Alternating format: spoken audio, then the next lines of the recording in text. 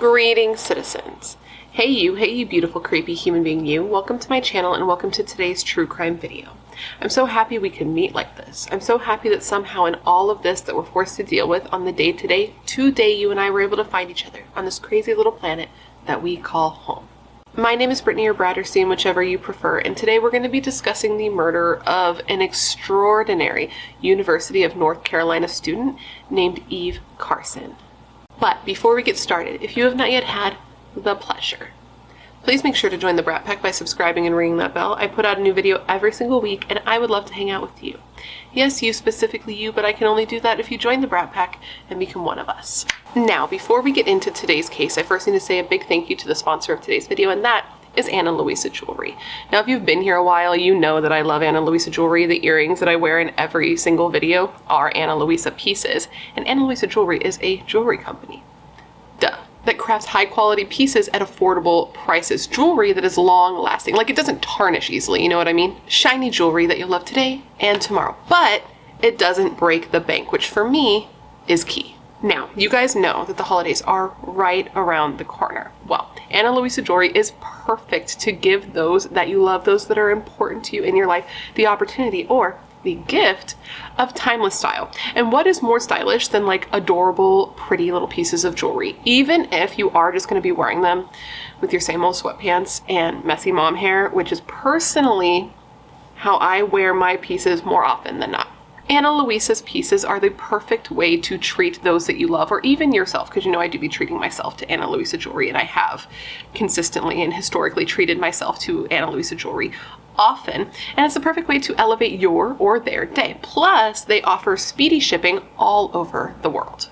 So today I have these two pieces to show you to kind of give you some ideas of what they have to offer, or something that you might be interested in to get for yourself or a friend, whomever you choose. And when I tell you these are so cute, they're simple but beautiful, which is something I'm really into right now. So first we have these. These are the low small. So this is the earring on the ear, and as you see, it's just this simple, clean, dainty, perfectly sized hoop, especially for my like big old chubby earlobes, and it matches perfectly with my C, which I wear every day for my husband and my son. And I didn't put the other one in because I wanted to show you something. It's something that I love about their earrings, that a lot of their earrings have. It's a feature, but I don't mention often, and I don't think I've ever said in the past, but look, okay. So this is the way that it looks, and watch. It just like goes like that. And I just think that's wonderful. I really like that style in an earring, and then you just doop, and then it's in there. You know what I mean? It's secure. I sleep in my hoops, the ones that I wear in most of my videos, every day, and I've never had an issue with them falling out. I've never lost an Ana Luisa earring, actually, now that I think about it. Okay, and the other pair I have are these, and these are the Sloan. So that is Sloan on my ear, and look at how perfectly it like hugs the earlobe. It's just like a little huggy. It's not like marketed as a huggy, but because I got like chunky earlobes, it hugs perfectly, and again, it matches really, really well with the earrings I wear every day. That's the thing about Ana Luisa also, is all of their pieces go together well. So if you have multiple piercings, if you wear a lot of earrings, you can stack, you can mix, you can match, you can accessorize. So now that I showed you the pieces that I got this time around, I have some great news. Ana Luisa is having a killer holiday sale. So if you click the link in my description box, 1, it'll let them know that I'm the one that sent you, and 2, you will get up to 35% off of your purchase for a limited time, because it's a sale. It's a holiday sale, bonanza.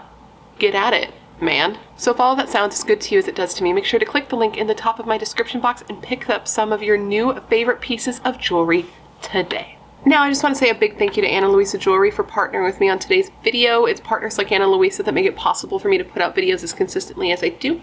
And a big thank you to you guys for always being so supportive of all of my sponsors. You rock. Don't ever change. Alright, so let's go ahead and get into this video. This is a video on a case that was recommended to me by a few members of the Brat Pack. There was Angela, there was Heather, and there was also a member named Callie.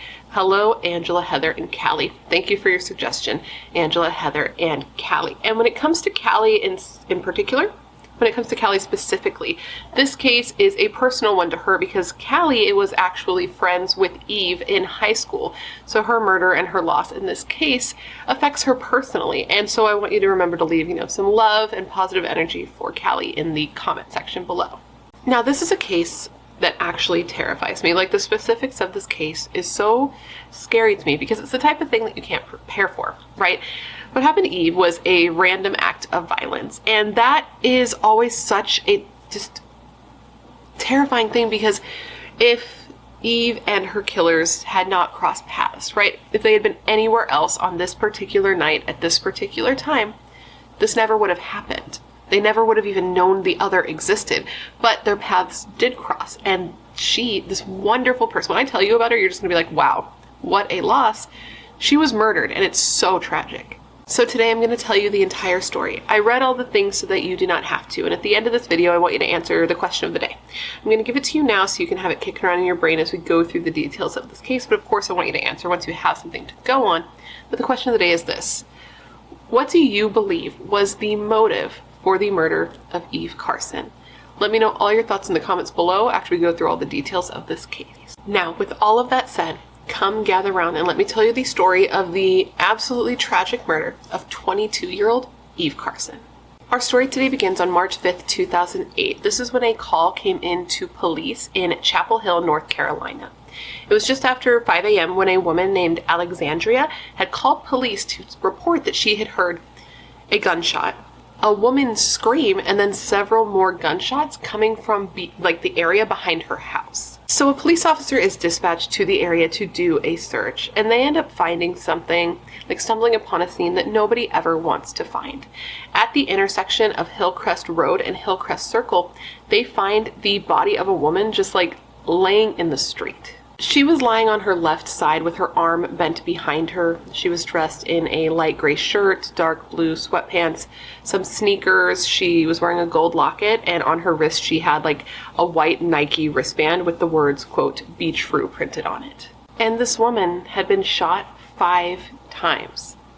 Okay, she was shot in her shoulder, her upper arm. She was shot in her buttock, her cheek, and then the final shot went through her hand and into her temple. It was clear right off the bat that 2 guns had been used in this murder and that it had happened very recently. So now what police needed to do is answer 2 main questions. 1, who was this girl, and who did this to her?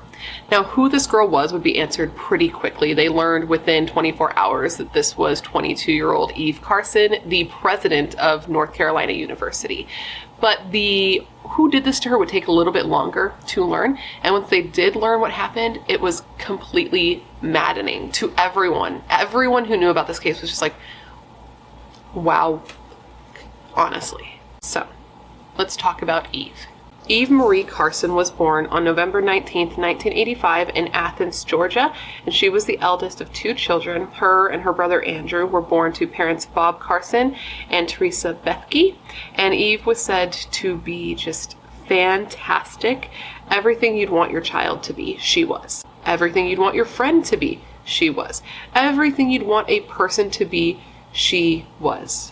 And truly, to read about Eve was kind of a surreal experience because it felt like reading about a mythical creature, because she was so perfect. Like, she is described as so perfect that she doesn't even seem real. She accomplished so much in her short time on this earth that she really made me think of that phrase, like, only the good die young, because I feel like people like Eve being killed are why that phrase exists. You know what I mean? And it is worth mentioning that I don't actually believe that that phrase is true, that only the good die young, because then that would be saying that like all of our grandparents are just assholes, and I don't think that's the case. I think it's more like the media tends to cover more extraordinary people when their lives are cut short than those that are not deemed to be extraordinary, like conventionally. But I have digressed a little bit. The point is that Eve was extraordinary. Eve, she was optimistic, joyful, upbeat, an infectiously positive person who saw possibilities everywhere she looked, dude. She was the type of person who truly cared about other people, right? Like, she would offer someone a seat next to her if they had nowhere else to go. She would pay for someone's lunch if they didn't have enough money to eat. She would go out of her way to make sure that somebody else had a good day. Even if she didn't know you, that did not matter. She would go up to somebody she didn't know and introduce herself, being called the type of person who had friends, and friends that she just hadn't met yet, which is a fancy way of saying that she never knew a stranger, but she was just the type of person who made people feel special, like they were actually important to her. On top of being just like this beacon of light in her community whose loss left a very tangible and permanent void, she was also like incredibly good at school. When I say that Eve went above and beyond, I mean it, like through her entire schooling career or whatever. Like, she tutored kids in middle school, okay, to start, which is already like a feat, because I feel like it's very rare for a child in middle school to have the presence of mind to give a shit about anyone but themselves, truly. But then after that, she attended Clark Central High School, where she was incredibly smart. She was active in school, being a member of the school's academic team and the vice president of the school's National Honor Society. And she was also elected class president and was even her class valedictorian. But wait, there's more. She also spent time volunteering as a peer educator at a safe house for abused and runaway teens. She worked as a lab assistant in a stem cell research lab and served as a page in the U.S. House of Representatives, okay? She was said to do difficult things with a, quote, quiet grace that just made life look incredibly easy. After graduating high school, Eve went on to college, where she enrolled in the University of North Carolina at Chapel Hill, where she majored in political science and biology. And you will be so shocked to learn this, I know. But here, Eve again excelled. Eve ended up being given the Morehead Cain Scholarship and was a member of the Phi Beta Kappa Honor Society. And like in high school, in college, she was super active in extracurriculars. She again went above and beyond. Eve spent time studying abroad, going to several different countries where she did work as a medical assistant, taught computer skills to an indigenous community in the Amazon rainforest, worked with a medical research group, just to name a few things. She volunteered with children and was an assistant coach for the Girls on the Run program, and taught science to elementary school students.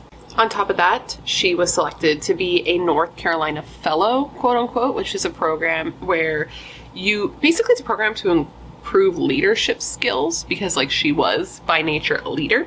And she served as the co-president of the Honors Program Student Executive Board and co-chairwoman of a hunger relief organization. Eve also took part in all of these, I'm not sure what side I'm going to put it up here, but all of these groups, organizations, etc. Okay, she did so many things. I'm going to type them out and put them up for you to read, because she did everything. Anything you can think of, Eve did. And many things that I would never think of, because I'm just not that type of person, she did. She did everything, man. And it was probably her drive and her constant hard work that made it so that, like in high school, Eve, when in college, was elected as her, university class president in 2007, and she was still the president of the school when she was killed. In this role, she served as a member on the university's board of trustees and also many other committees, but she saw one of her most important duties in this role was to be a face and a voice for all the students at her school. She said she wanted to be everyone's voice. She said she had a very loud voice and a very talkative voice, and that she would do everything she could to help and talk at anyone who would listen to her. And one huge thing that Eve wanted to do as the president of the school was to offer opportunities, scholarships for students who showed, great work and great commitment to the university. And this is something that she was trying to put in motion at the time that she was killed. So after she was killed, this is something that did end up being done in her honor. Eve was interested in scientific policy and planned to go to graduate school, law school, or study public health after graduation from UNC, and was also interested in working with children. Prior to her death, she had even accepted a job at McKinsey & Company as a management consultant. So she just had so much going for her, and I think I've demonstrated in everything that I've said that she was, in a word, extraordinary. And I read this article that was written after Eve was killed, and it was written by a girl, I believe it was a girl, who went to school with Eve. And in this article, they wrote that they feared that Eve would be remembered more as a legacy than a person. That she'd be remembered as this amazing, inhumane, extraordinary being that could do no wrong in a perfect and unattainable way. And after reading everything about Eve and telling you all about this today, I can see how somebody would come to that conclusion, would be worried that that would be the case and could actually see her in that way. But the truth is, though she was all those wonderful things, she was also just a 22-year-old girl. And I know that's a woman, but that's still a girl in my mind, because I'm 30. I just turned 35. Don't get me wrong. She was a special 22-year-old girl, but she was a 22-year-old girl. Eve came from a humble family. She wasn't spoiled or anything like that. She had to walk to and from school. She had to go to the library to print out like her papers that she needed because her family wasn't like well off at all. Quite the opposite. She grew up in like a really small drafty home that didn't have heating and it didn't have air conditioning. But growing up, Eve was one of those kids that was just grateful, you know? She didn't complain about the situation she was in. She was very much like a, love will keep me warm type of kid. And she was also like the oldest kid in her neighborhood. So she was kind of like a role model for all the younger kids around. Eve was said to always be late, to have a perpetually messy room, to be just an absolutely terrible driver, and to be the type of person who would have just so many typos in her emails that sometimes they were hard to read, which is something that's so relatable to me because if you were ever to text me, it's just like an ongoing joke with me and my friends now because, oh my God. And she was said to just be like a ridiculously nerdy girl who loved to dance. She would have like these late night dance parties. She would take afternoon naps. And she had this habit of like always eating all of the ice cream that was in the freezer. Even if maybe it wasn't her ice cream, she would eat it and just leave like a bite and be like, but I didn't finish it though. She was an overachiever, but she was also somebody who would freak out about midterms, freak out about not being good enough, and freak out about not knowing what to wear. So she was in many ways just a normal girl, and in many ways anything but. So now that you know who she was, well, now that you know the version of her that I can tell you about, because none of us got a chance to know her, I'll now tell you what happened to her, because it's just horrible. So it all begins on March 4th, 2008, and this was a totally normal day until it wasn't. Eve had a normal day. She went out with friends. She went to a basketball game before returning to her apartment on Friendly Lane, where she planned to just spend the night studying. She needed to cram, so that's what she was going to do. And that's what she was doing when now it's March 5th, 2008, because it's 1:30 in the morning, so, midnight has passed and it's the next day. One of Eve's roommates, this was a guy named Justin, he was leaving for the night, and he saw that Eve was still awake at this point and was studying on the couch in their apartment. So he leaves at 1:30 a.m. from their apartment, and I didn't mention this, but this is an off-campus apartment, so she wasn't like on the school grounds like when this happened. She was living in an off-campus apartment. So Justin leaves at about 1:30 a.m. and he gets back at 4:30 to find that Eve is not there. She's missing and her car is missing, but when he calls her cell phone to find out like where she is, because it's a weird time for her to be gone, he gets no answer. And that is because by the time that he is calling her to see if she's okay or where she is, she's already been abducted by two men. This was 21-year-old Demario James Atwater and his friend, 17-year-old Lawrence Alvin Lovett Jr. So I guess one man and one boy. A boy.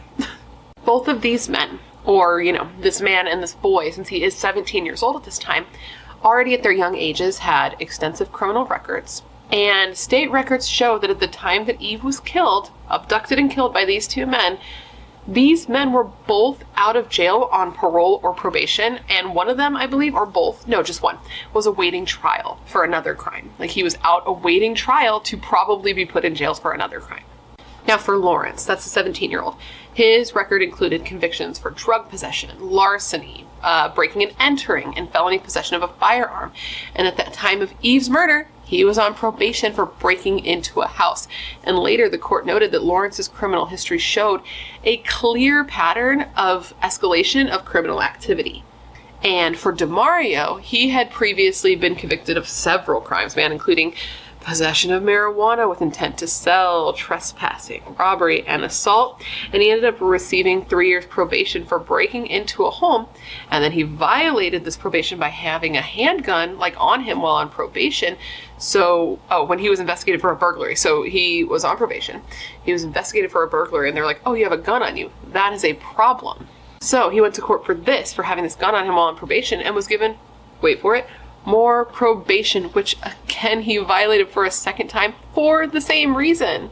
It's just so maddening to me that this pattern keeps happening where he's arrested, gets probation, violates probation, gets probation again, violates probation again. So that's what happened. He violated probation again by having a gun on him. So he was arrested and released on, I believe it was a $10,000 bond. and he was supposed to be going to trial for this. Okay, his hearing was set for March 3rd, 2008, which would have been right before what happened to Eve. He would have gone to trial and probably would have been in jail. But whoever was doing the court scheduling for the hearings scheduled his hearing for the wrong courtroom. So they rescheduled it at the right courtroom. So his hearing went from March 3rd to March 31st, 2008, making it so he was free to do what he did to Eve. And later, Robert Lee Guy, the director of the State Division of Community Corrections, actually did take responsibility for this, for him being out when this happened to Eve. And that's something that we don't always see happen. But he straight up said, and I quote, "There's no hiding this. We have not done quality supervision of Mr. Atwater." And that's because this guy keeps getting in trouble, getting probation, violating probation, and just not getting punished for anything that he's doing. So it's this guy, DeMario, and 17-year-old Lawrence, who has an escalating pattern of criminal behavior, that abduct Eve that night. So it's believed that all of this began at just after 3:30 in the morning when Eve was abducted, because that's when police were able to determine that Eve had last accessed her Facebook page. Now, what exactly happened for them to get access to Eve and how and where they abducted her from is a little foggy, because once these two men were arrested, there were different stories given. But what was initially believed is that both of these men ambushed Eve when she left her apartment just after 3:30 in the morning to go and print out a paper. I guess there was like a student government office on campus, and her apartment wasn't very far from campus. And this is something she would often do, I guess, is go out in the middle of the night and print out papers. So they believed that she left to get a paper, she ran into them, and they ambushed her. And officers say that initially they say that they don't believe that these men ever even went into Eve's apartment. They believe that the two men, they being police, believe that the two men saw Eve walking to her car, waited till she opened the door, ambushed her, and pushed her inside. And this is possible because another woman did come out later saying that on that night, before what happened to Eve, she had been like at her car, I believe, and she saw two men, and she ended up just leaving quickly because she felt unsafe. There wasn't a lot of clarity around why she felt unsafe, but they do think this could possibly be related. And on top of that, a surveillance video that was recovered from the general area of Eve's apartment did show two men who were believed to be DeMario and Lawrence walking towards Eve's apartment just before they believe all of this happened. But the men contradicted this in their confessions because there were two different stories that they gave that are different than this story. The first one was that they actually lured Eve out of her house, pretending to have car trouble and like appealing to her better nature of wanting to help them. I have a hard time believing that any woman would like go out at 3:30 in the morning for men pretending to have car trouble. But again, Eve seems to be extraordinary, so maybe that's something she would do. But another version of events that seems like it could be more likely, but again, I'm just a girl on the internet. I don't know anything about anything except for what I have read and what I'm now telling you. But the other version that they gave is that they were walking around that night looking for somebody to rob, which we know was true based on other stories that we get from witnesses later, and that they saw Eve through her apartment window because the light was on, they could see through the blinds. They saw her, decided they wanted to take her, and entered through an unlocked back door.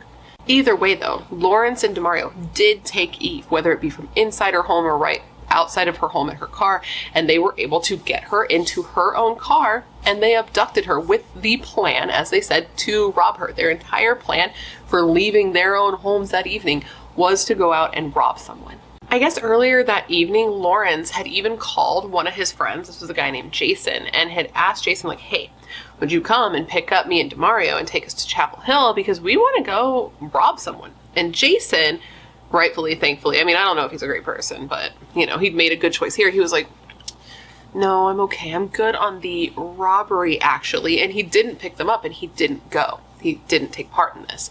So instead, Lawrence ends up taking his mom's vehicle, and him and DeMario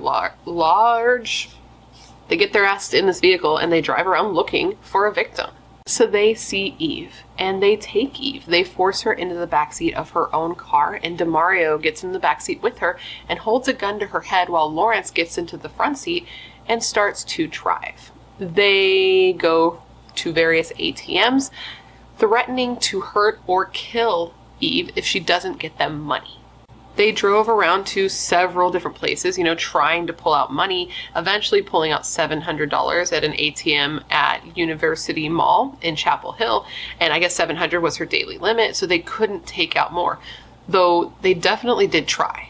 And it was while doing this, while making attempts to withdraw money, that a surveillance camera, because we know ATMs have cameras. I don't know how prevalent they were in 2008, but we know at least one of them had a camera because they were able to get a photo of these men with Eve in the back seat. And later, this image was given to police and was released to the public. Now, during this time, Eve tried to reason with these men. She cried. She begged for her life. She told them that they didn't have to do what they were doing. She said that they could take anything they wanted. They could have anything they wanted from her. But she just didn't want to die. But they had already decided her fate. They had decided because she had seen their faces, they were going to kill her. They then drove Eve to a densely wooded but residential area where they had her get out of her car. And I can only imagine how terrifying this must have been with her to be there in these woods, alone in the dark, with these two men holding guns. Lawrence, a handgun, and DeMario, a sawed-off shotgun. So when Eve realized what they were going to do, that she was going to die, she asked them to pray with her.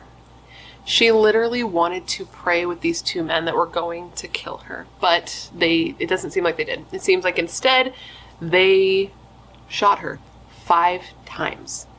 The first 4 shots came from Lawrence with the handgun. She was shot in the shoulder, the upper arm, her buttock, and her cheek, but she was still alive after these 4 shots. They were able to tell this later from a variety of different ways, one of which was that there was blood in her lungs from her breathing after the initial shots. The 5th and final shot, the one that killed her, was from a 12-gauge sawed-off shotgun that witnesses later called the baby gauge that was used by DeMario.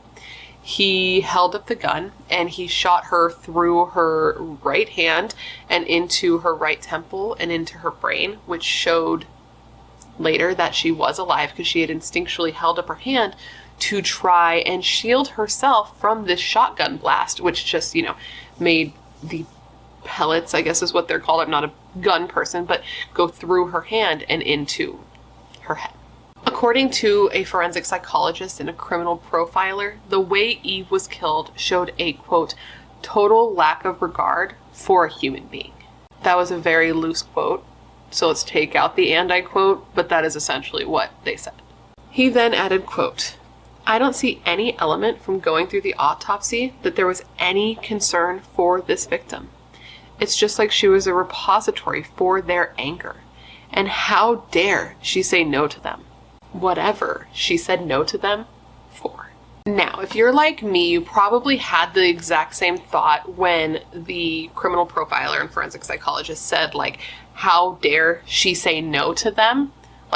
I don't know about you, but I had one particular thought go through my mind. But it is worth mentioning that when they did an examination, there was no evidence that Eve had been sexually assaulted, though one witness that came forward at trial said that, and this was Jason, said that Lawrence had confessed to him after Eve was murdered, and that when he told his version of the story, when DeMario was in the back seat with Eve, he was fondling her and messing with her clothes, which is something that I tend to believe. I tend to believe that happened. So as I said in the opening, these shots that killed Eve were heard by a neighbor and they called police. And I looked at a map actually because I was curious about how close Eve was to this particular neighbor. And by looking at the map, they didn't seem to be particularly close, but I guess they were close enough. It just made me wonder if maybe other neighbors also called in and just this one person is who was in reportings. But either way, they get the call and they show up, and that's when they find Eve just lying on the ground, and she was in terrible shape. Later, the medical examiner recovered, quote, numerous birdshot pellets and a plastic shot cup, end quote, from her head and hand. So it was just a terrible scene to come into and a really difficult one to investigate. But they need to figure out who this girl is. That's like the main deal. But while all of this is happening, by the way, someone is still using Eve's card and trying to pull money out of her account, even though her limit was $700. And I think total in the days that they had her card, like after she was killed, I think they only got $1,400. So that's what her life was worth to them. Meanwhile, back at Eve's apartment, her roommates are starting to worry, right? The day's going by, the clock is ticking on, and she's not coming back, and she's not calling. So that night, well, I guess it would technically be the next day because it was about 2 a.m., her roommates go to the police station, and that's when they find out that she's been killed, and they end up identifying the body that was found the previous morning as their friend and roommate, Eve Carson. I cannot imagine being in that position, going to report your friend missing and finding out that she's not missing, she's dead, and then identifying her body just like on the spot. You have no idea that's what you're walking into. Jesus Christ. Now, the news of Eve's murder spread like wildfire, and it just like stunned people from her friends to the staff at her school. And I can't even imagine what it was like for her family and her parents. Everybody was just like in disbelief that this could happen. And her murder was referred to as, quote, a tragedy of immense proportions. Like, okay, Eve's principal from her high school, not the college she was currently attending, but the high school that she had graduated from, Clark Central, the principal there's name was Maxine. And after learning what happened to Eve, she made a statement in which she said, quote, there really just aren't too many Eves in the world. And I think that was the real tragedy of it. Eve could have done anything and would have been the best that anybody had ever been at whatever that was. And that's not just her intelligence. And she was as smart as anybody you would ever know intellectually, but it was her human relationships capacity. She had that capacity with everybody across all settings, across all cultures, across all races. All you had to do was hear her talk or watch her or see her. Her whole persona was giving and caring. On March 6, 2008, a candlelit vigil was held for Eve at her school, and it was held in this place called the Pit, which is like this sunken area on the campus. It's really hard to explain what it looks like, so I will post a photo, but the turnout was insane. 10,000 people were there. 10,000. Eve's family, her friends, students, teachers, other faculty, everyone was there. It was an hour-long service where people cried and hugged and talked about Eve, and there were a cappella singers and a slideshow of Eve, and it was just a way for them to begin healing from such a tragic loss. Her funeral was just 3 days later, and again, hundreds of people attended, including the chancellor of the college, who said that Eve was, quote, truly a gift to Chapel Hill, end quote. And during the 2-hour service, people spoke about her kindness, her beauty, her intelligence, leadership, dedication, service, and concern of others. The minister said during her funeral, and I quote, the senseless murder of my sweet, sweet Eve is sadness defined, unfathomable and bottomless, but appreciatively interrupted by each friend and family member that shares our grief. After the funeral, about 100 of Eve's friends and family members went back to her family home. It was this white home with this huge wraparound porch in the historical district, and they were just there to remember Eve. People were walking through the house, looking at photos of her on the walls, because there's photos everywhere, or just at her things. They were reminded of her free-spirited nature and abundance of energy. At the home, people also sat and they wrote down thoughts and prayers for Eve on these white paper flags that were then hung from the pillars of her family home. And when I read that, I just thought about the day that they take them down. I wonder if they even have, to be honest. Now, back to the investigation. In the early days, what police were really focusing on was trying to get surveillance footage from the various ATMs and convenience stores, basically anywhere that Eve's card was used or where somebody tried to pull out money. And they were able to actually get footage that showed Eve's car, which they did recover her car, by the way. They found it not far from her home, and inside they did find a little bit of evidence. They found a partial footprint on a bank receipt from one of the withdrawals. I just realized I forgot to mention that the car was recovered. What was I saying before that? Oh yeah, photos and videos. So they were able to get a couple of photos from surveillance videos that they were able to use. They had one photo that showed, you know, somebody in the front seat and two people in the back seat. And one of these people obviously was Eve. And they had her with her head down and her hands up like this. She was literally in the back seat praying as they were doing this to her. It's just, it breaks my heart. And in addition to getting this photo, they were also able to get another photo of, it wasn't the same person that was in the front seat, so I believe the initial photo was Lawrence, because we know he drove the car, and the second photo they got was Demario, him, when he went to try to pull out money with her card in a convenience store after she was killed. So they got these photos and they were able to release them to the media to see if they, you know, could bring in any leads. And not just that, they also had a reward that was offered up for any information on what happened to Eve. And we do know that that can definitely push things along sometimes. The University of North Carolina Board of Trustees ended up putting up a $25,000 reward with Crime Stoppers for any and all information that led to an arrest. And 6 days after the murder, a call came in. So an anonymous caller had called into Crime Stoppers, and this was a lady, she informed them that she knew a man who went by Rio, and that Rio and another man had abducted Eve, had taken her to the ATMs and tried to get her PIN out of her so they could rob her and kill her. So she definitely had some information. I mean, it's definitely information that one may be able to put together just by the photos and, you know, blah, blah, blah. But she was able to do this. In addition to that, she was able to lead them to another person who was actually an informant for the police.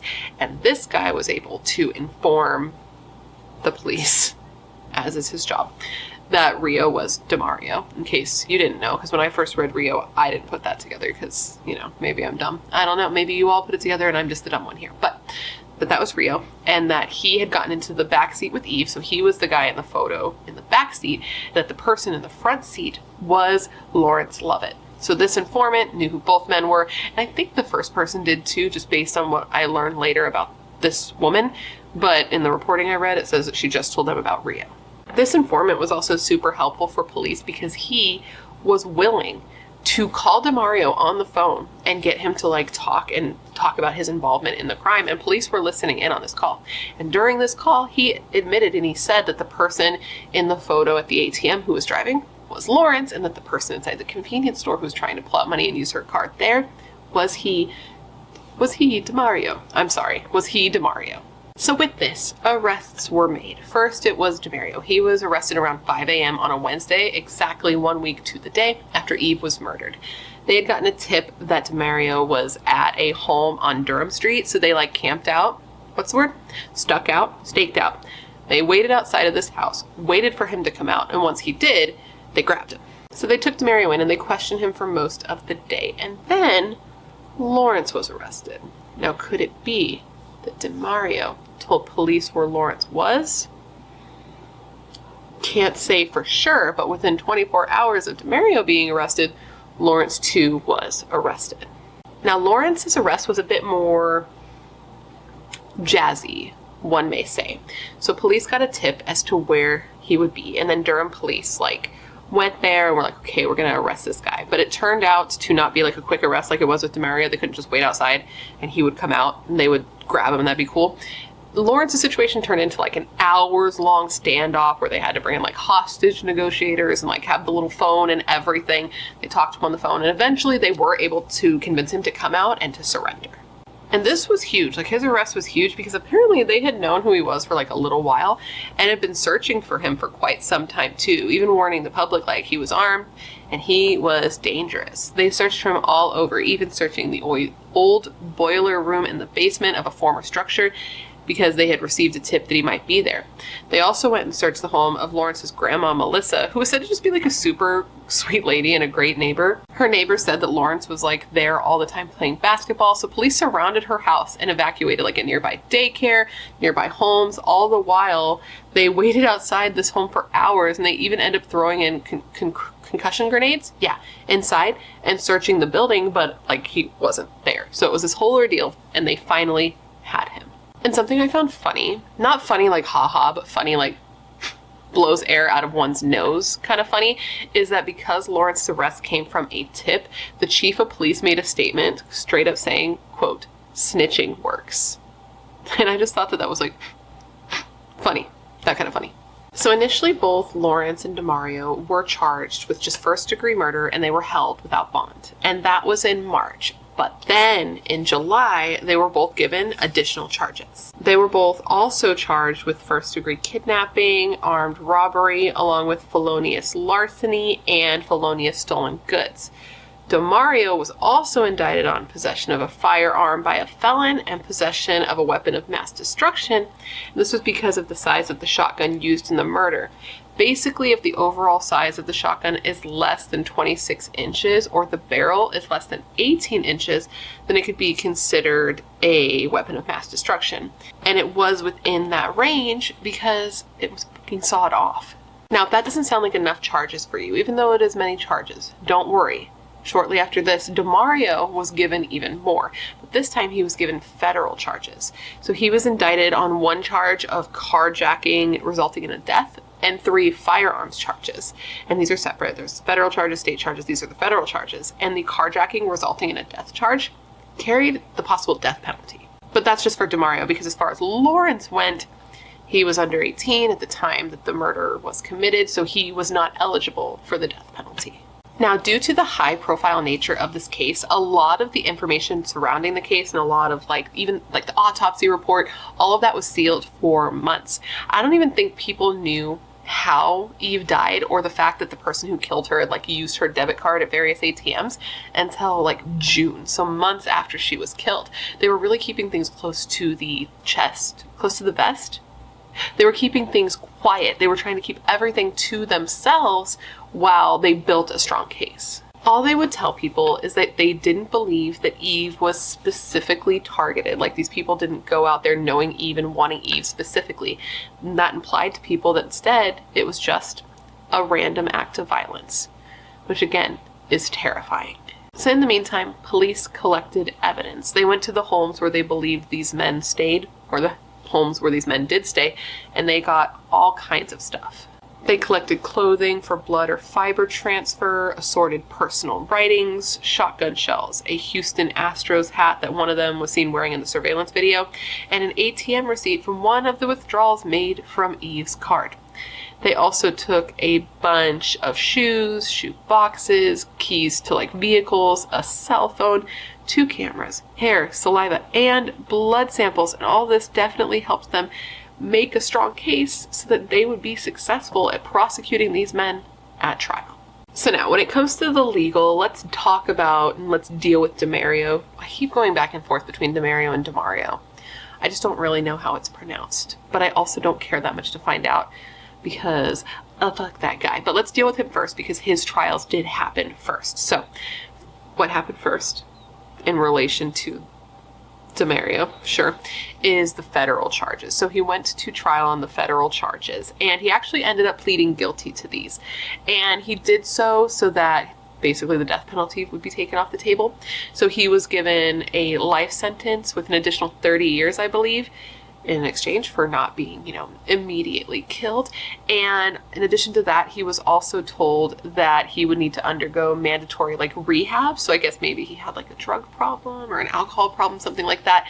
And on the off chance that he was ever released and have a job and be able to pay money, he was also ordered to pay restitution in the amount of $200,000. So that happened in September of 2010. And during his sentencing hearing, he actually did turned to Eve's parents who were sitting, in the crowd and made a statement saying to them specifically, and I quote, "I'm sorry for everything that's happened. No matter what the court did today, it would be far from anything I should receive."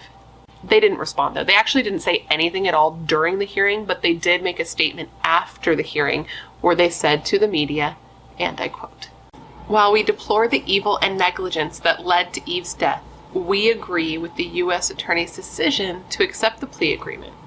We are very grateful for the dedication and hard work that have gone into the investigation and prosecution of this crime."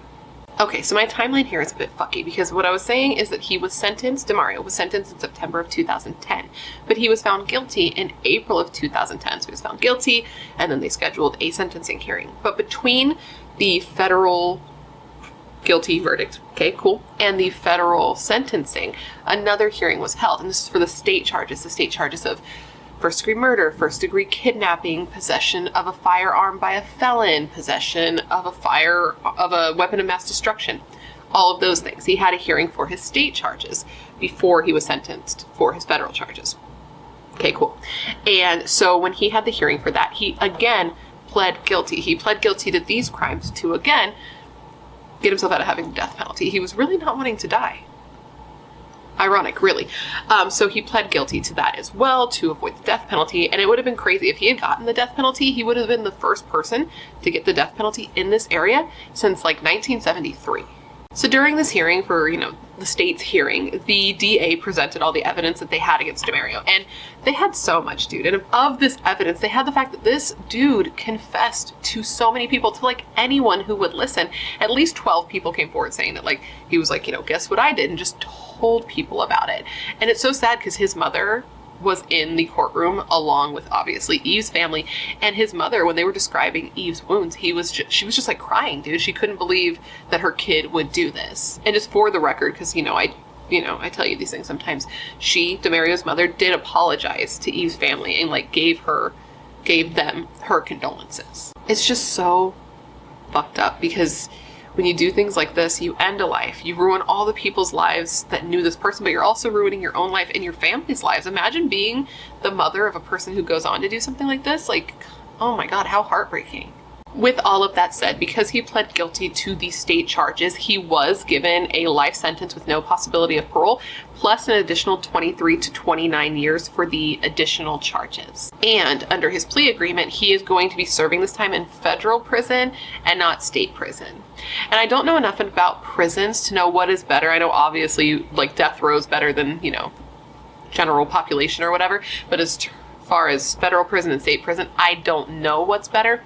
All I know is that Eve's family supported the decision. They just supported the decision for DeMario not to be put to death because they said this honored Eve's love of people, basically. Like giving him his life is something that would honor Eve. And I don't know Eve, obviously. I didn't get a chance to know Eve, but based on everything I read about her, it does seem like that's probably true because she did have the mindset that though it had its flaws, the world and life were, quote, excruciatingly beautiful, and that people deserved to live. DeMario's attorney made a statement after he was sentenced where they said, and I quote, "Although the punishment is very severe, we are grateful that it is a punishment that will allow him to live." Now, I don't know if this is true or if it really matters, but according to DeMario's attorney, they did have some factors in his upbringing and his life that they believe they could have presented during his sentencing hearing and possibly gotten him a more favorable sentence. But his attorney says that DeMario asked that they don't do that for respect for Eve's family because they were already going through enough.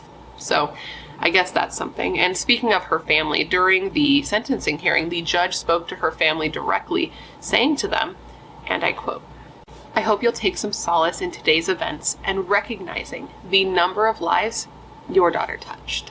So now we're moving on to Lawrence. And let me tell you, his defense was a clusterfuck. I'll tell you about it now. So he pled not guilty to all of his charges. So his trial began in December of 2011, and he declined to testify at trial.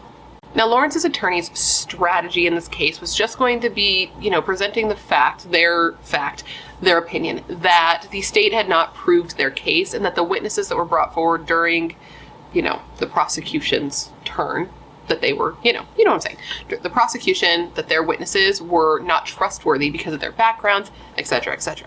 Now, the prosecution kind of clapped back at this, being like, listen, we are calling witnesses who knew these men and who these men felt comfortable enough to talk to about a murder. It makes sense that they're not good Samaritans if these two dudes would trust these people enough to confide in them that they had murdered somebody. You know what I mean? Yes, do some of these people have records and backgrounds and have been in jail, etc., etc. Yes, but that's probably why these men know them, because they are also criminals, right? That's why we're here. Now, the two main people that the defense were trying to create doubt in the jury's mind that they were credible people were DeMario's ex-girlfriend, who we're going to get into in a second, and Jason. You remember Jason? Jason is the guy that Lawrence called on the phone and was like, hey, can you drive me and DeMario to go and rob somebody? And Jason was like, no, sir, I won't, right? That guy, the guy who told police this and was able to help along with the case. Well, the defense were like, you probably shouldn't believe this guy. And I can personally totally see why the defense would want to kind of discredit Jason, because one, Jason told the court that Lawrence confessed to him, and that's already bad. But on top of that, Jason told the court that the day after, I believe, or maybe a couple days after the murder, that he was with Lawrence, that the two of them had gotten together and they had went to Moorhead Mini Mart, where Lawrence had tried to pull money out of Eve's account. And he also told the court that while they were at this mini mart, there was an altercation between Lawrence and some other dudes. And the only way this altercation stopped is when Lawrence pulled out a .25 caliber handgun and like pointed it at these guys. And this was the same kind of gun that was used to kill Eve. And Jason like identified the gun in court. Jason also told the court that after DeMario was arrested, Lawrence called him, freaking out, wanting to be picked up, wanting a ride, saying over and over, like, they got Rio, because remember, Rio is DeMario's nickname. So Jason and another friend went and picked up Lawrence, and that's when he confessed to the murder. He said that Lawrence told him about everything, about the carjacking, about forcing Eve into the backseat of her car, about DeMario, like fondling her and messing with her clothes while they were in the backseat of the car, and about both men killing her. He admitted to Jason that he shot her multiple times with the handgun, but that the final shot, the one that killed her, was DeMario. He said after he had shot her those 4 times while she was laying on the ground, DeMario stood over her and shot her again and killed her. Jason said that after hearing this, he was like, oh, I don't want to be involved in this. I don't want to know this. I don't want any connection to this. So he and his friend drove Lawrence back to the area where they had picked him up and dropped him off. And he said that was the last time he had seen him until he was arrested, and now he's, in court. So that's a lot of damning evidence, and it makes sense, obviously, that the defense would want him to seem untrustworthy, and the way that they tried to put this in the jury's mind was like, okay, yes, he told you all this. He said all this happened. But he's currently facing federal charges for possession of cocaine and a firearm, and he's just giving this testimony to get a lesser sentence. And the defense also pointed out that though Jason's account of what Lawrence told him was close to what happened, he did get some key details wrong, like the number of shots and where Eve was shot. So that is what was going on with Jason. The defense then tried to say that Lawrence wasn't even there. He wasn't part of this murder at all, that DeMario was there, but he had a different accomplice, and that this was his ex-girlfriend. And that's because she was a witness for the prosecution and had told the court and had told the police everything that DeMario told her after the murder. She even told them how the two men disposed of the murder weapons. She said Lawrence disposed of pieces of the 25mm gun in 3 different locations in Durham, and police were able to locate 2 of these pieces from the location she described. And she also told the court that DeMario and Lawrence broke apart the sawed-off shotgun by hitting it with bricks after the surveillance photos of them were released to the news. So her testimony was super helpful, and I can see why the defense would want to tear that apart. And they were like, listen, she knows all this because she was the one who was there. But here's the thing. In addition to this woman's testimony, they also had the fact that there were cell phone pings for both DeMario and Lawrence that placed them right by Eve's house at the time that she was killed. One of Lawrence's cell phone pings literally pinged a tower that was half a mile away from Eve's apartment. And if that wasn't enough, there is more, because they had DNA. They had recovered DNA off of the door of Eve's Toyota that was said to be 1,000 trillion times more likely to be a match for Lawrence than anyone else in the state. During closing arguments, which lasted 4 hours, by the way, one of the attorneys for the prosecution told the jury, and I quote, "What the defendant did to Eve Carson was greedy, miserable, and cruel. It was useless, and that's what murder is." For whatever reason, Lawrence's attorney did not call any witnesses for his defense, which I thought was a bit weird. But Lawrence, was seen by a psychologist, and though the determination I don't think was very strong, I don't think it really explains why he did what he did, it was still presented at trial, probably for him to get a little bit of sympathy and maybe get a lighter sentence. It was determined after his arrest by a psychologist that Lawrence Lovett was adopted by a good family and raised in a middle-class home by supportive and caring parents who did everything they could to give him a good life, but he started going down the wrong path, described as the, quote, street life path, and his father noticed it and tried to influence him and to get him to hang around with the right people, but it wasn't successful. And then when his father died when he was just 12 years old, he started going down an even more reckless path and started engaging in impulsive behavior. And the DA was like, listen, Did Lawrence maybe ramp up with his bad behavior after his father died? Perhaps that is true, but his criminal activity started way before that. He was already like racking up charges and went on to eventually have 16 felonies and 7 misdemeanors. He added that time after time, Lawrence failed to take the opportunity for rehabilitation that was being offered to him, and instead escalated each time with more intense crimes. The DA said of him, and I quote, "He is a predator. He does not care about consequences. He does not care about other people. He cares about one person. He cares about Lawrence Lovett. He should never be allowed to victimize another person." He then added that he didn't think Lawrence had any remorse for anyone but himself and was not sorry, but was only sorry that he was going to spend the rest of his life in prison. In the end, in December of 2011, after 3 hours of deliberation, the jury came back and had found Lawrence Lovett guilty of all charges. The judge who presided over this who was actually the same judge who had sentenced DeMario earlier in 2010, said to the court, and I quote, "The life that Ms. Carson led was too short, but I know that she continues to be an inspiration, not only for her family, but for thousands in this community and across the country." Neither Eve nor Lawrence's parents spoke before the sentence was handed down, and Lawrence was given an automatic sentence of life in prison with no possibility of parole.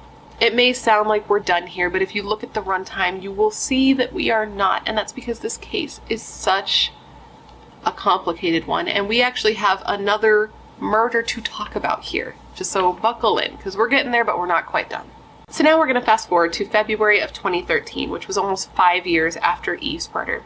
And this is when the North Carolina Appeals Court vacated Lawrence's life in prison sentence and ordered that he get a new trial.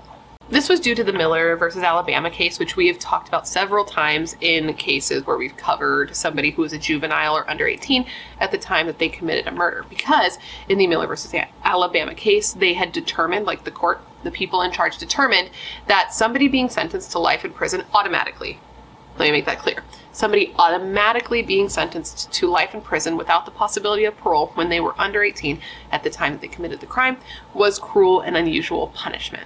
Lawrence was 22 when he was sentenced, but he was 17 at the time he committed the murder, so he fell under this umbrella. So with that, a resentencing hearing took place in June of that year, and during this hearing, Lawrence made a statement, because remember, he didn't speak at his first trial, but he made a statement during this hearing where he said, and I quote, "You know, people make mistakes. Nobody's perfect. I'm not the monster y'all have made me out to be." And then he added, quote, "I know this has been a traumatic ordeal for everyone involved. For that, I send my condolences to everybody who's been affected by it. If it means anything to anybody, it means something to me." Which I don't know, man. I kind of think that you are a monster, because in addition to what we know you did to Eve, which you deny doing, but we know you did to Eve, you also were linked or convicted for stealing like 5 pairs of Air Jordans and like $570 from somebody's house and threatening to kill this person and their entire family if they called the cops on you. And you enlisted a 14-year-old child to help you commit that crime. And for the record, it's not like he went to jail and he's like an angel. He's still getting in trouble in jail. He's been getting infractions up to 2022 is the last one I saw, like listed on his jacket. Now, after the judge reviewed Lawrence's mitigating factors, which are factors that sort of lessens a person's culpability for a crime that they've been, convicted of doing, the judge decided that Lawrence would again be sentenced to life in prison with no possibility of parole, saying that they didn't believe it was possible for Lawrence to be rehabilitated. Now, Lawrence did try to appeal this new sentence as well, but his appeal was rejected and the appeals court upheld his life sentence. So he's in jail for the rest of his life, where I do believe he belongs, because he seems to be a very dangerous man. And I didn't even mention this. I alluded to the fact that there was another murder involved in this case, but I didn't get into the specifics of that yet. But during the time that Lawrence was arrested, tried, convicted for Eve's murder, he was also arrested for another murder. He was arrested for the murder of another student. This was a 29-year-old Duke University engineering student named Abhijit Mohado.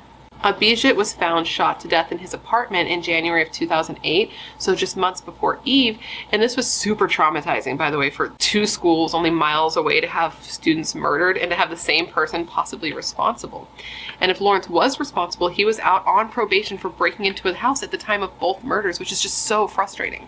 So Lawrence was arrested for this murder, and they even looked into Mario for this murder as well, with the chief of police saying that they did not believe it was possible that this was the first murder that this duo had committed. But, it doesn't look like Mario was involved in this murder. At least they weren't able to link him. But they weren't even able, the police didn't say how they were able to link Lawrence either. They did say that he didn't confess and that there were witnesses and that he was linked through just good police work. And Lawrence was one of several men who were arrested for this murder. Now, I wasn't able to find a lot of information about this murder. It looks like it wasn't reported on very heavily. I did see that it looks like robbery was the motive because a cell phone, an iPad, and a wallet were stolen from this man before he was murdered in his apartment. So Lawrence did go to trial for this murder, but he was actually found to be not guilty of this crime in July of 2014. But police had enough evidence to take him to trial, and honestly, knowing what he did to Eve, I don't really have to stretch before taking the leap to thinking that it's possible that he could have been involved with killing somebody else, honestly. And I guess police felt the same because they did take him to trial for this. Well, the police did, but you know what I mean. Now, let's get back to talking about Eve, because wow, this girl really made a mark on the world and is still, maintaining a legacy after her death. First, you remember how I said that making school accessible for multiple students, for a variety of students, was something that Eve was very passionate in and something that she wanted to do with her presidency of the college? Well, since her death, multiple scholarships have been made in Eve's honor, but I'm going to highlight two today. So these two of note were the Eve Marie Carson Memorial Junior Year Merit Scholarship, which is entirely student run, though a faculty member does assist in the selection process. And this scholarship is awarded annually to two juniors at the university who have made significant progress at the school and who, demonstrate leadership skills, people who greatly care about serving the greater UNC community. They just look for somebody who has clear passion and clear drive, somebody who goes above and beyond. And this person is also given a stipend to travel and learn and, travel abroad, just like Eve got to do. The second scholarship that I want to highlight that was created in Eve's honor is called the Eve Marie Carson, quote, Carolina Way Scholarship. Now, Carolina Way has been described in many different ways, but the way that I saw it that seemed to at least touch me and stuck out to me was, quote, excellence with a heart, which seems to be what Eve was all about. So this scholarship is awarded to one student every 4 years, and it covers everything: tuition, room, board, and the opportunity to travel abroad. In addition to these scholarships, 2 years after Eve was killed, the UNC dedicated a garden to, not just to her, it's called the Eve Marie Carson Garden, okay, but it's dedicated to her and also any and all students, past or future, who die before graduation. The garden is on campus near the YMCA, which is a place that Eve frequented. And at the garden, there's this beautiful blue stone bench, and there's also this wall of marble that has words inscribed into it that say, quote, learn from every single being, experience, and moment. What joy it is to search for lessons and goodness and enthusiasm in others. These were Eve's words. Near the garden that is filled with all of Eve's favorite plants, there's also a butterfly bench that was installed in her honor, and it's painted in the color Carolina blue. Eve was said to be the type of person who brought people together. So now, even after she's no longer here, this garden can serve that purpose. It can bring people together who knew her or who didn't know her, people who can sit and reflect on her and reflect on the way that she made a difference and how many lives she touched with this living memorial. The dean of academic advising at the school, this was a woman named Elizabeth, said that she felt like the plants here were perfect for Eve, because though the stone marble wall is beautiful, it's static, and that Eve was dynamic. And then she said specifically, quote, the stone gives it structure, but the plants give it life. Speaking of life, each year 2 chapters of UNC host a memorial run in Eve's honor. It's the Eve Marie Carson 5K for education. run, I believe. Yeah. They started this in 2008, and each year it gets bigger and bigger, and 80% of the money that they raise during this 5K, this annual 5K, goes to one of the scholarships for Eve, and the other 20% gets donated to other causes that they have chosen. I was reading about this too because it's so wild to me. There was a race that was held in 2014, and they had 16,000 people sign up, and they raised $118,000 in revenue. And this was just in revenue, because they had already deducted the operating costs and things like that. So they made more money than that just from this 5K, and 80% of that is being donated to the scholarship for Eve. And this was seen as the most successful philanthropic event in Chapel Hill history. It's just so wild. There's just so much to this case, man. Like the fact that after Eve was killed, the North Carolina basketball teams wore a badge over their jerseys that just said Eve for the rest of the seasons and had moments of silence for her before starting games. There was the fact that Eve's case was brought to national attention on American Idol when a friend of Eve's, who was the finalist, named Anoop Desai, talks about her death on the show and said how it motivated him to audition. There was even a tribute album that was dedicated to Eve. It was called Believe, but Believe, believe. Because of Eve's murder, there was also a change in the North Carolina laws regarding street gang activity. Even though it doesn't look like street gang activity was connected to Eve's murder specifically, it still spawned change in that way. And there was even some controversy when it came to her case and the fact that a photo of hers was used by some advertising agency in India. It was this company over there that supports studying abroad and job opportunities, and I guess they had no idea who she was when they just used her photo in their billboards. And once they found out who she was, they apologized and said that they had deep pain and agony over the decision that they made, and said that her photos would be taken down immediately. So there's just a lot here. Eve lived a very full life, clearly, and obviously I can't give you every bit of information about her and her case and the ripple effects of how her loss affected the world around her. But I hope I gave you a general understanding of who she is and what happened to her, because, I'm just some girl on the internet. But I do want to leave you with one more thing, because I thought that it was sort of beautiful. After Eve was killed in May of 2008 at the graduation ceremony for the UNC that Eve would have attended if she had lived, she was posthumously, I'm not very good at that word, posthumously. It basically means given after the fact, something that she would have been given but wasn't able to be given. But she was given the Chancellor Award for the Most Outstanding Woman in Senior Class and the General Alumni Association's Distinguished Young Alumnus Award. Eve was also awarded her dual major bachelor's degree, and this was given to her parents and to her brother, and this was the first time this had ever happened in the university's history. And I just thought that that was kind of beautiful, and that it made sense for them to give this to Eve, a girl who by all accounts embodied everything that UNC stood for and everything good about human beings. Excellence with a heart, the Carolina way. And with that, my friends, is the story of the very tragic murder of Eve Carson. I hope that you found my presentation of it to be informative, and I hope it made sense. And of course, I just want to thank you for hanging out and remembering Eve with me today. Now, considering everything I told you throughout this video, I want to revisit the question of the day, and that was this. What do you believe was the true motive for the murder of Eve Carson? Do you really think it was just robbery? Because it just seems like such a leap from going to taking $700, $1,400 to just murdering a girl and leaving her in the street. It just makes no sense to me. Obviously, I don't have the same type of mind as somebody who would do this does, but it's just hard for me to accept that that is it.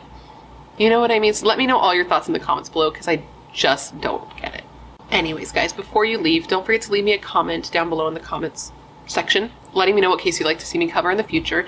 As you know, and as this case indicates, I have a long list of cases. Whenever you leave me a suggestion, I put it on the list so I can cover it like I did with this case.